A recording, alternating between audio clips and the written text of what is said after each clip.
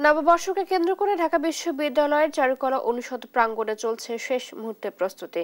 শোভাযাত্রার মূল আকর্ষণ স্বৈরাচারের প্রতিকৃতি আগুনে পুড়িয়ে দেওয়া হলেও সেটি পুনর্নির্মাণে ব্যস্ত সময় পার করছেন শিল্পীরা। আনন্দ শোভাযাত্রার জন্য তৈরি হচ্ছে থিম ভিত্তিক মুখোশ, আলপনা, ভিজুয়াল উপস্থাপন ও ভাস্কর্য।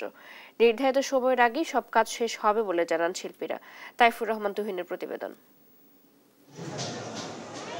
পহেলা বৈশাখকে সামনে রেখে ঢাকা বিশ্ববিদ্যালয়ের চারুকলা অনুষদে চলছে শেষ মুহূর্তের সাজসজ্জা ও প্রস্তুতির ব্যস্ততা।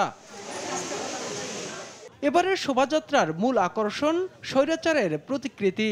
সম্প্রতি এই প্রতিকৃতি আগুনে পুড়িয়ে দেয়া হলেও দ্রুত সময়ের মধ্যে সেটি পুনর্নির্মাণে ব্যস্ত সময় পার করছে শিল্পীরা।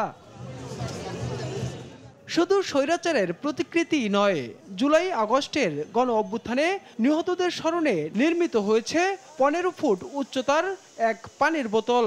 এছাড়াও থাকছে বড় আকৃতির ইলিশ মাছ, কাঠের বাঘ, শান্তির পায়রা, ঘোড়া, পালকি সহ নানা মোটিভ। শিল্পীরা জানান, নির্ধারিত সময়ের আগেই সমস্ত কাজ সম্পন্ন করে ফেলবেন তারা।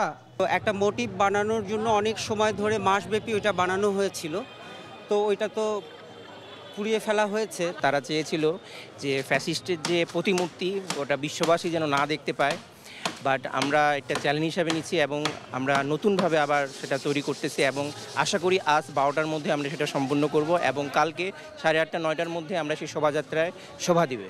সোমবার সকাল 9টায় শুরু হবে শোভাযাত্রা। অংশ নেবে সর্বস্তরের মানুষ। তাইফুর রহমান তুহিন, দেশ টিভি, ঢাকা।